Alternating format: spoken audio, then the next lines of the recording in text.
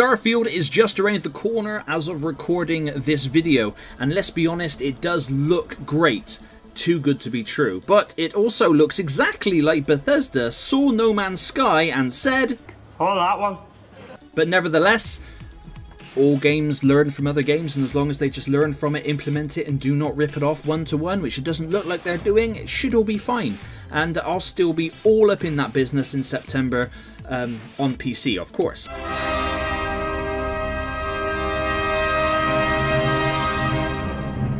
But No Man's Sky should definitely not be overlooked. Yes, it launched with less content than Xbox has exclusives right now. Sorry. But in 2023, it is one of the best sci-fi indie space flying adventure RPG things that I have ever played. The amount of freedom in the game is unreal, not to mention the fact that there's like a never-ending supply of randomly generated planets to explore, main quests, side quests, survival elements, even if you tweak up the difficulty, if you're a lot more badass than I am. There's mining, base building, crafting, ship and outfit customization. You can be a merchant, smuggler, bounty hunter, space pirate, buy a massive freighter, take part in massive galactic wars, battles, maybe, even. I haven't done that yet, but I've seen that you can do it. It looks pretty cool. You can find derelict ships in space and gain materials, credits, or start a new side quest from it. There's languages to learn, renown and reputation to earn with the different alien races. And like I said, space battles, battles within your ship, within planet atmospheres as well, flying around.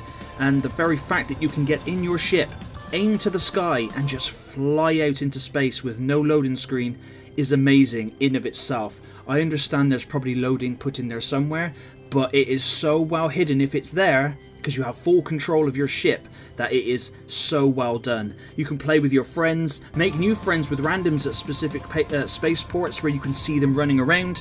There are still huge free content updates for the game, and an ever-growing amount of content. Like this is just so overwhelming. I'm never going to get a chance to do it all. I mean, if this game came out when I was a kid in the 90s, I'd basically just be Jabba the Hutt right now.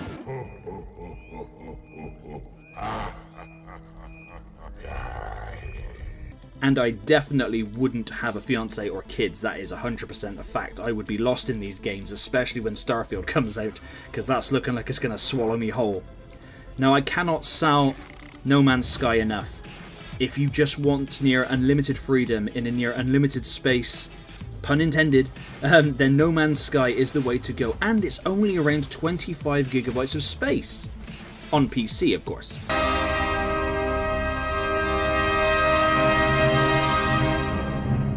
This is the greatest example of a gaming comeback story, and one that I am glad that I took part in playing. I didn't pick it up when it originally released. I waited a while, and with everything they've added, all completely free, it is insane. And when you probably know all about it anyway by now. This game has been covered to death, especially when it first came out. But it blows my mind that a game like this exists, where you can run around on a planet, shooting things, researching things, mining things, building things, doing stuff, and then hop in a ship, and then just take off. And then you can fly around a bit and then just go, okay, I'm done on this planet, I'll go to another planet. Fly up into outer space, have a look around, see something, warp there, and then speed towards every single moon, planet, star system, everything you see, you can go to. Everything that can be landed on. There are planets like Hoth, there are planets like Mustafar that I found, which are just incredibly hot, which is currently like the UK right now. There's all different types of planets. They're not all barren wastelands like pretty much what they were when it released. I found forest planets, jungle planets. I have found hostile wildlife. I have found lizard men that tried to kill me. I have done so much in this game. I have found outposts that have been overrun by insect things that I then had to kill. It turns out things I kept destroying were their eggs, and they were pissed off. Quite rightly so. But again, like I said, can't sell it enough. No Man's Sky is definitely there and worth it, and always on offer for cheap.